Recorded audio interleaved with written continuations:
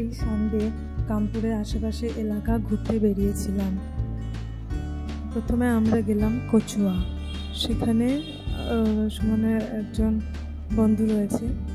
এটা দেখো, এটা সেই কপিলী নদী, যে নদীর চারপাশে বন্যা এসেছিল। বন্যার সময় জল অনেক বেড়ে গেছিল, এখন অনেকটাই কমেছে। তো এই কপিলী নদীটা খুব সুন্দর। আর নদীর বন্যার জন্যই চারপাশের এলাকা কিন্তু এখনও ডুবে রয়েছে। অনেক ঘরবাড়ির মধ্যেই দেখলাম জল চলে গেছে।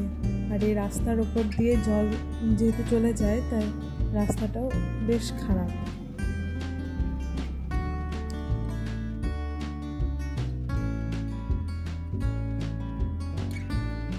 গিয়ে পৌঁছলাম কচুয়া। কচুয়া থেকে গেলাম আমরা মাধবপাড়া। যে আমরা পৌঁছে গেছি। এখানে ছোট ছোট যে টিলাগুলো রয়েছে, এখানে বেশ আকর্ষণীয় জায়গা। এখানে অনেকেই ঘুরতে আসে। আর এটা হচ্ছে কানপুর নদী নয়, এটাকে এরা বলে বড় পানি। খুব সুন্দর একটা মন্দির, এখানে কীর্তন হয় শুনলাম। আর সামনেই রয়েছে মাধবপাড়া শিব মন্দির। মন্দিরটি খুব সুন্দর। তো মন্দিরে আমরা উপরে উঠলাম।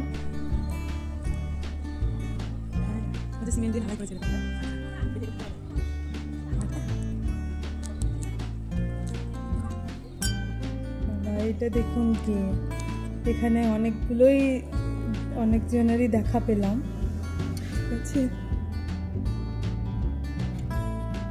তো সারাদিন মন্দিরেই বসে থাকে, বড়ই প্রভু ভক্ত। আহা, এই মাকে ডাকছে।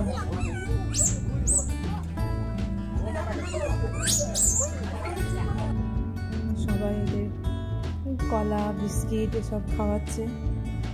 দেখে বোঝা গেল যে এখানে যারাই আসে তারাই এরকম খাওয়ায়। আমরা জানতাম না, তাই আনা হয়নি।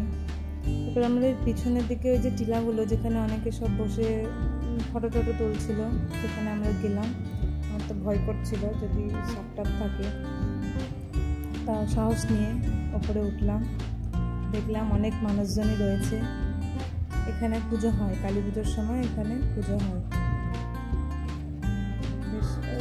এটা দেখুন, প্রকৃতির খুব সুন্দরভাবে নিজেই সেজে নিয়েছে। এবার ওদের কলা বিস্কিট খাওয়া হয়েছে, তাই এখন একটু ল্যাব খাচ্ছি। খুব সুন্দর দৃশ্য, অনেক ছবি টবি তুললাম। ঘুরে দেখে আবার আমরা নিচে নেমে যাচ্ছি। বাবা, আমার তো হাতও ধরে না, গটগট করে হেঁটে নেমে চলে যাচ্ছে। তো যাক, হাতে ধরে ধরে নামিয়েছি। বাবা, টুডু লাভ।